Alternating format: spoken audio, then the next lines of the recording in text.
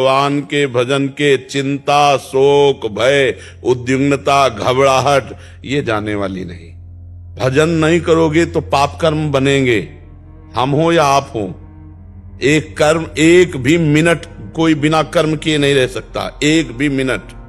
और अगर हमारा भजन और भगवान अध्यात्म से चित्त नहीं जुड़ा तो शरीर से जुड़ा है, और शरीर से जुड़ा है तो वासना से जुड़ा है, वासना से जुड़ा है तो पाप कर्म होगा, पाप कर्म होगा तो ये पक्का यही चलेगा, चिंता, भय, शोक, उद्विग्नता ये अंदर आएगा। आगे चलकर ये डिप्रेशन रूप रख लेता है। तो अगर हम नाम जप करें, भगवान का आश्रय ले लें, सत्संग सुने, गंदे आचरणों पर रोक लगा दें तो अभी ठीक हो जाए। लेकिन अपने लोग गंदे आचरण भरपूर करते हैं और सोचते हैं कोई जंतुर बांध दे, कोई छूछा कर दे, हमें ठीक कर दे। विश्व में कोई पैदा नहीं हुआ, विश्व में कोई पैदा नहीं, सब नौटंकी नाटक, कुछ नहीं। को न काहू के दुख सुख कर दाता, और निज कृत कर्म भोग सुन भ्राता। कोई दुख सुख देने वाला नहीं, आपका कर्म ही दुख सुख देने वाला है।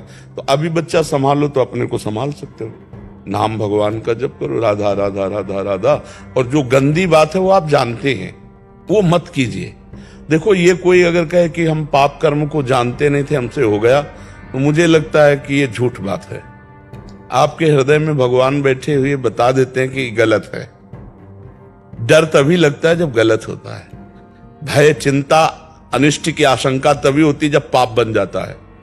आपसे पाप बन गया है, स्पष्ट है। आप अपने रजिस्टर को खुद जांचिए न्यायाधीश बन करके, तो आप देखेंगे कि अगर इन पापों का मुझे दंड मिलता तो कितना भयानक होता। और वो पाप गुप्त हैं तो गुप्त नहीं रहेंगे, वो आपको ही जलाएंगे, वो आपको ये केवल आपका प्रश्न नहीं है, ये लाखों का प्रश्न है। ये आपका केवल प्रश्न नहीं है, ये लाखों मनुष्यों का प्रश्न है। सबके हृदय में चिंता, भय की आशंका, शोक, आगे की चिंता, व्यर्थ चिंतन, ये सब बना रहता है। इसी को मिटाने के लिए अध्यात्म है, बहुत प्रसन्नता हो जाएगी। हम ये कह रहे हैं अगर चित्त भगवान